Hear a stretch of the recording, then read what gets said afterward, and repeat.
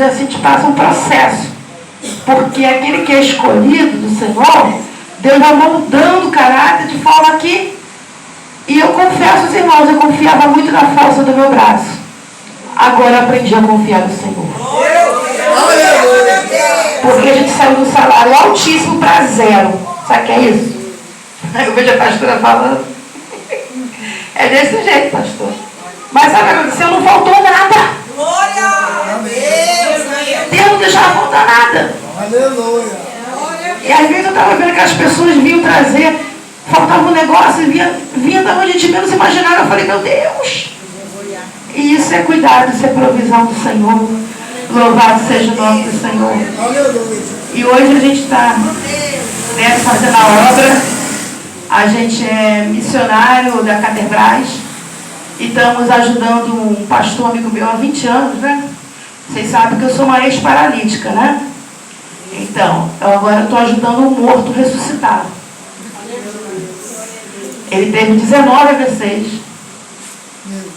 Inclusive eu quero mandar um abraço, o pastor mandou um abraço, era para ele ter vindo hoje, mas aí o que aconteceu? Quando ele estava para vir, o coordenador regional da convenção falou que tinha uma reunião para ele ir, ele nos liberou, deu a sua bênção e falou para que a gente viesse.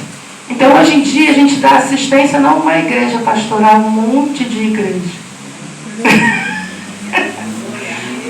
E a gente tem visto isso acontecer, ó. Jonas 1:3, fugindo da chamada. O que a gente mais vê nas igrejas são pessoas fugindo da chamada. E isso é muito perigoso, porque Jesus está às portas.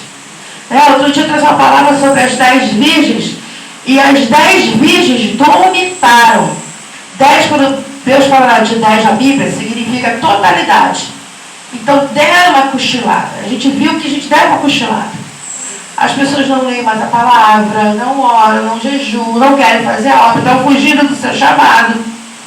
E isso tem acontecido. E o Senhor tem levantado homens e mulheres para dizer, o noivo está voltando. Glória a Deus. Louvado seja o nome do Senhor. Então hoje a gente assessora esse pastor, a gente assiste esse pastor, né? Que eu fui inclusive uma das pessoas que estava presente quando ele morreu. Ele já morreu mais de uma vez. Né? Eu fui levado no UPA para a medicina, 20 segundos sem oxigênio no cérebro é morte cerebral. Ele ficou mais de uma hora morto. E eu estava do lado de fora orando. E aí eu falei, e ele estava trabalhando demais, esquecendo de fazer a obra. É verdade, seja disso, né? Pelo mesmo motivo que eu fui parar na cadeira de roda, tá, gente? Sou melhor do que ninguém, não. E aí eu pedi ao Senhor, traz ele de volta, que se eu trouxer, eu vou ajudar a ele.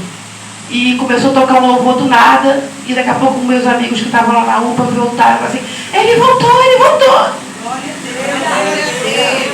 E aí era para ter ficado até o dia seguinte de observação, né? Quase uma hora morto. Mas sabe o que aconteceu? Ele teve entrado 10 horas, era meio-dia. Quando foi 8 horas, ligaram para mim, porque eu que dei entrada no hospital, eu que tinha que tirar.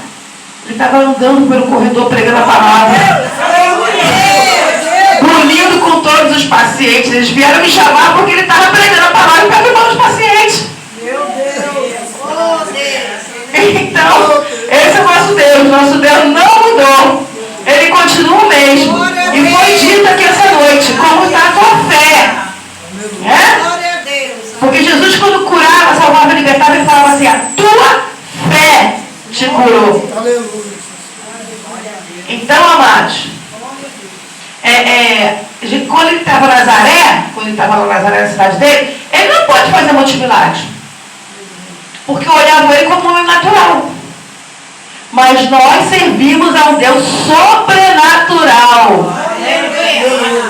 E que é capaz de fazer morto ressuscitar, paralítico andar, mudo falar. E a gente tem vivido isso nos nossos dias. E a gente tem pregado isso, que o nosso Deus não mudou. Não esmoreça a sua fé. Continua acreditando naquele Deus Todo-Poderoso que é capaz de todas as coisas. Confia nele, entrega a sua vida a Ele. Amém? Hoje em dia a gente está reativando também um rádio. A pastora já tem aí o acesso ao link, né? Que eu sempre fui de rádio, né? Aí a gente tem um rádio lá que é para web, via web, com povos não alcançados, porque, para quem não sabe, é muito difícil pregar o evangelho lá fora. E eles usam essa tecnologia. Então eu fui chamada por uma pastora do Japão, pedindo para assumir essa rádio, porque se ela subisse lá no Japão, ela é presa. Então a gente não passa por isso aqui. A gente tem liberdade para cultuar o nosso Deus. E também levando assistência para a África do Sul, que são missionários que também têm perdido a vida. Chega para nós vídeos que a gente não tem coragem nem de falar. Entende o que está acontecendo? E a gente tem feito essa obra através dessa convenção, através desses ministérios. E muita dificuldade, muita dificuldade. Não é fácil, porque o inimigo se levanta com força, não é? Mas eu louvo a Deus por essa igreja. Essa aqui, pastor, essa é uma pouca dessa igreja que eu vi o diabo manifestando. A gente tem saudade disso. Sabe por quê? Em muitos lugares já tomou conta de tudo. Mas aqui pega a santidade. Aqui prega o evangelho genuíno. E a gente fica lá com muita saudade daqui. Que vocês são maravilhosos. A gente tem muita saudade. Né? Mas quando a gente é missionário, a gente não tem escolha. A gente, às vezes, Deus manda um peixe e manda a gente para outro lugar. E para não ficar só nas minhas palavras, eu quero dar parabéns para essa igreja, 6 anos, né? Levando a palavra genuína, né? Fazendo libertação. É uma igreja que, quando ora, e se tiver um mal, uma manifesta e é expulso para a glória de Deus, porque isso só acontece em igreja que prega e vive a santidade. E eu quero deixar essa palavra no seguinte: Salmo 126, versículo 6. Aquele que leva a preciosa semente, andando e chorando, voltará sem dúvida com alegria, trazendo consigo os seus molhos. Então, amados, não esmoreça, ajudem nossos pastores, vou falar nossos pastores, tá? Porque os tempos são difíceis, são trabalhosos, e o reino de Deus precisa de vocês. Amém? E assim agradeço a oportunidade.